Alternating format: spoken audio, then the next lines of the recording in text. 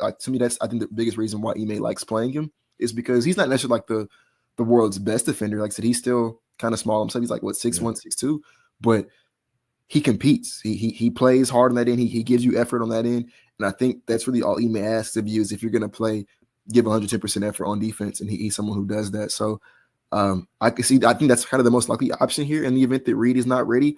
Yeah. Somebody did say into them sliding our small forwards down to shooting guard. They did play, funny enough, they did play Tari at shooting guard a lot to end the season. When they started going double big, they had those lineups where it was like a min at the 1, Tari at the 2, Fari at the 3, Şengün at the 4, Steven after the 5. And I don't have the numbers in front of me, but I want to say that was a pretty good lineup. I mean, I think every lineup we had with double big ended up being really well.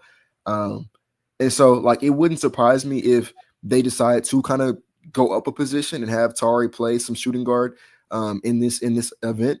But like for me, you want Reed to be ready. Like that, to me, that's just, that has to be the only option there, is that he has to be ready.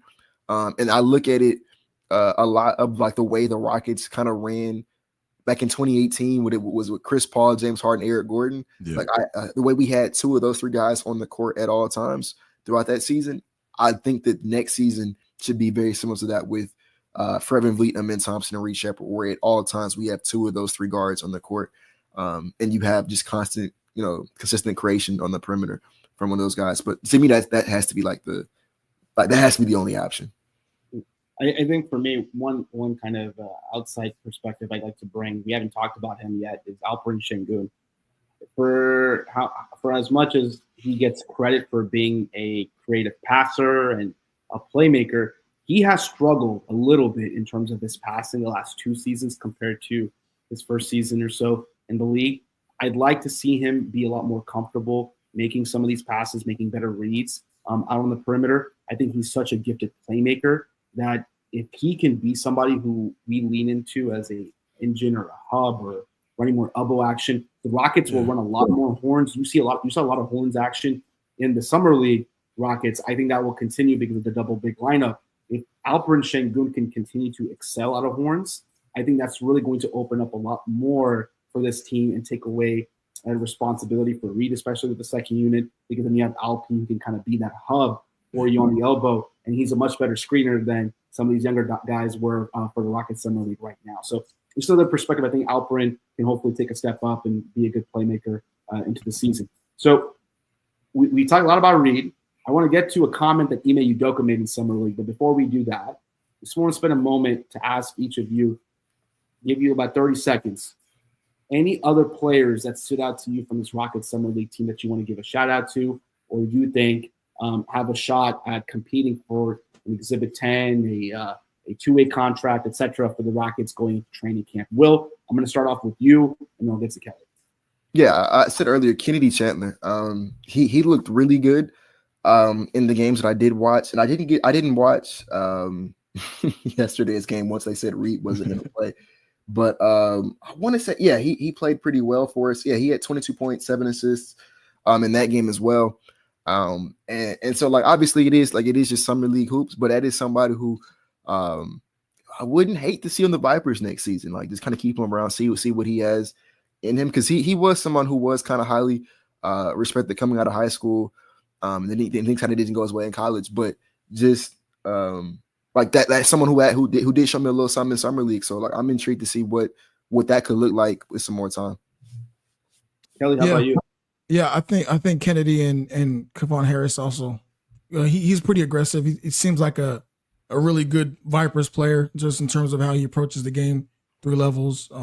Might not be the NBA processor that you want to see, but on a two-way, I think there's more than enough there to justify, spending time with the Vipers, the occasional call up on a long road trip when you have injuries, and just being around the system. I think it does a lot of players good. Like we saw, even though those guys didn't like hang around for the long haul, like Jack McVay, but just being around this system can actually help you as a developmental player. So Kennedy and Kevon played really well. I really liked watching Arms play yesterday with the bigger role. Arms was good. He was good. Jonas Arms, I thought he did a good job, and he's someone who I could see compete for a spot with the Vipers. He has previous experience as well. So I think he does, who can kind of play a role. But Chandler is very interesting because with the team that has a bunch of bigs and wings. You want to see how they can develop maybe some guards to come out of their G League roster, maybe potentially contribute this season, next season, or seasons down the line. Great. And I appreciate everybody sharing their thoughts on the Summer League. We spent a lot of time, almost most of our show, talking about it. Now I'm gonna pass it off to Kelly, because Kelly was working on a story, and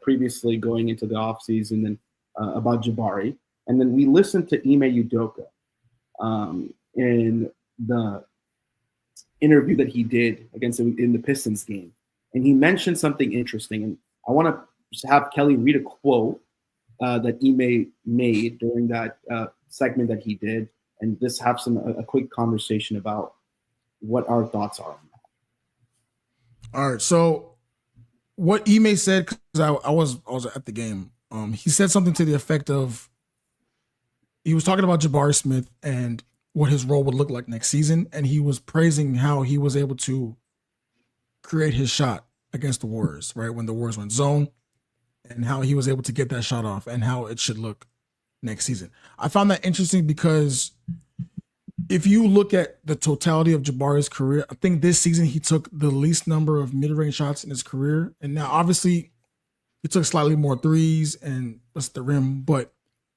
that Warriors series, it was really about almost the erasure of his role, like as a player. Like obviously he lost his starting spot to a man, and that took off, so you can't blame that. But even when he came back, from the injury, he was used almost like a bit part player. And against the Warriors that went zone almost exclusively, he was the one player that could create a shot within those gaps. And I think if teams are going to use more and more zone, especially against Houston that struggled in the half court, you need guys that can create their own shot. So, I talked to Jabari and I asked him, like, how do you plan to optimize that next season? Because it's clear that it's a strength of yours.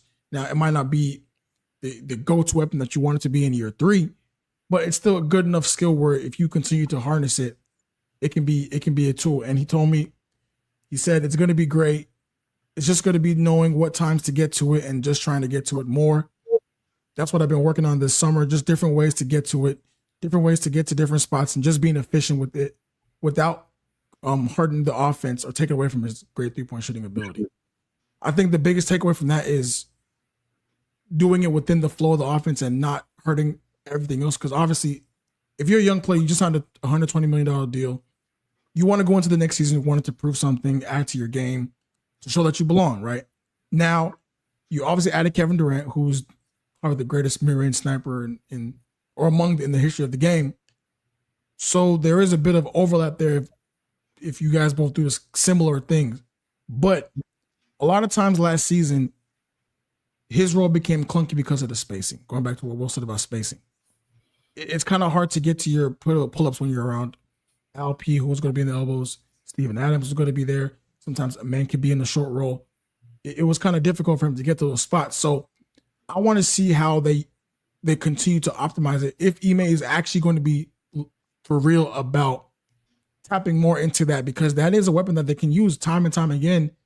If teams go 2-3 zone and you have KD on one side and Jabari on the other side, that opposing defense is going to come out of that zone pretty quickly because those are wide open shots time and time again. So I think Jabari was pretty forthcoming in what he's good at.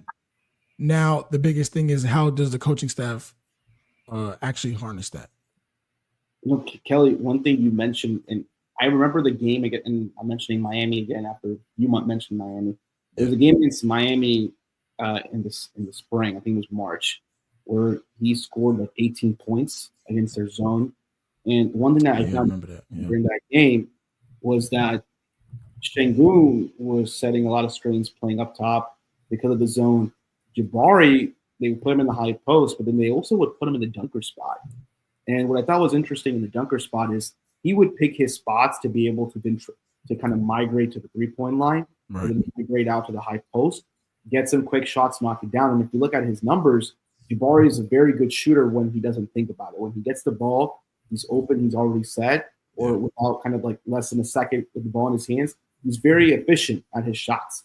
I think from mid-range, he's like 48 to 50% on mid-range shots when kind of left open, a 40% open catch and shoot threes. So clearly he is that one of those really good floor spacers you have.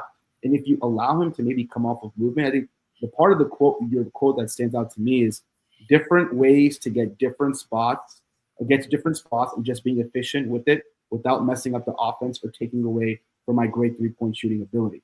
I think that game is a perfect example of that. He was playing the role they wanted him to, allowing the stars and the guys who are going to handle the ball to be involved in the action, and then reading the defense and then getting into those gaps. When he gets into those gaps, his 6'11" size, long wingspan, he can get that shot off over any defender. And I think that's a good example. And maybe the Rockets are going to lean more into that going into the season. So I'm glad you were able to share that quote. Well, what do you think about what Jabari mentioned? I think he has to kind of take that leap for us this year because, I mean, one, he's getting paid now. Like that, he didn't get paid like some crazy amount of money. Like he's getting paid like 6-man, maybe like 5th starter kind of money. So like he's, it's not the end of the world, but he's getting paid though. You know what I'm saying? And so I feel like now that like you're getting paid, the Rockets have invested in you and your future here. It's time to kind of take that leap.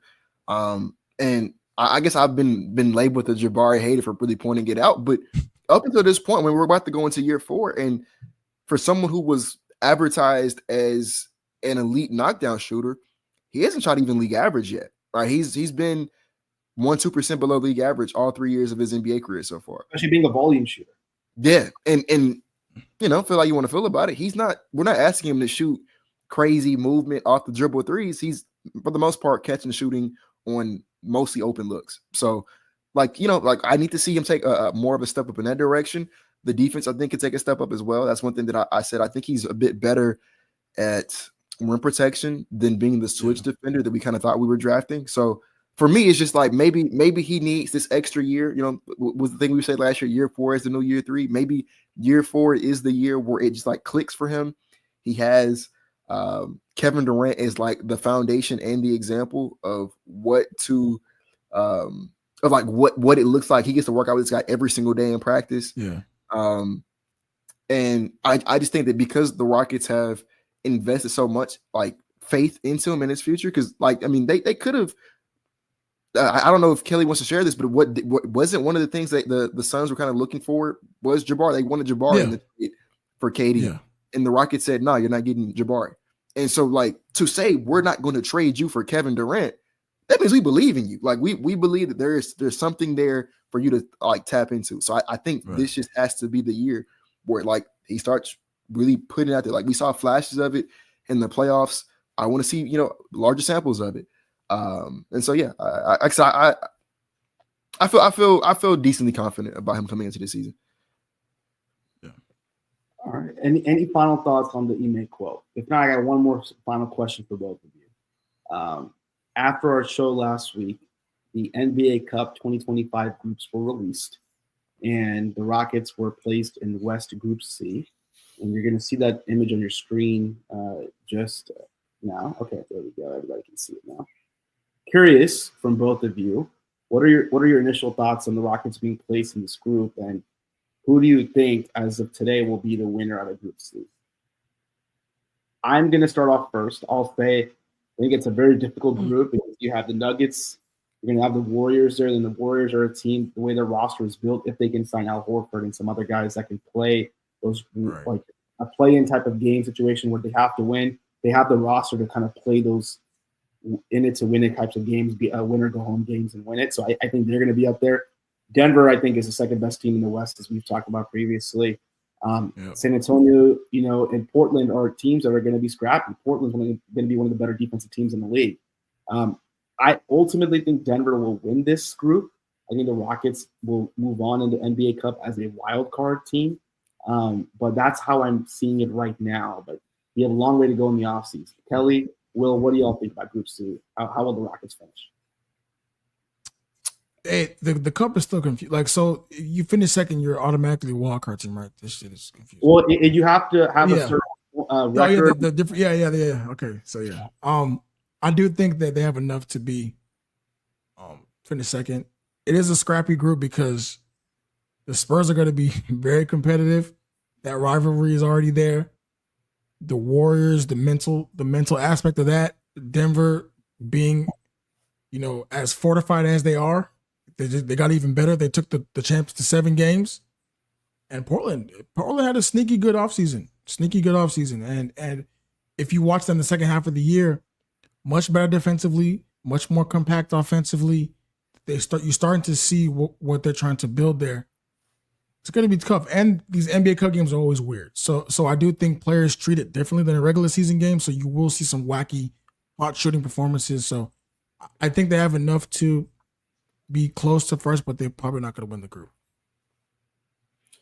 I feel like with these kind of like tournament style things, a lot of this is, I believe, single elimination and stuff like that. Like it's a lot of like win one game, lose one game, and you're in and out the tournament.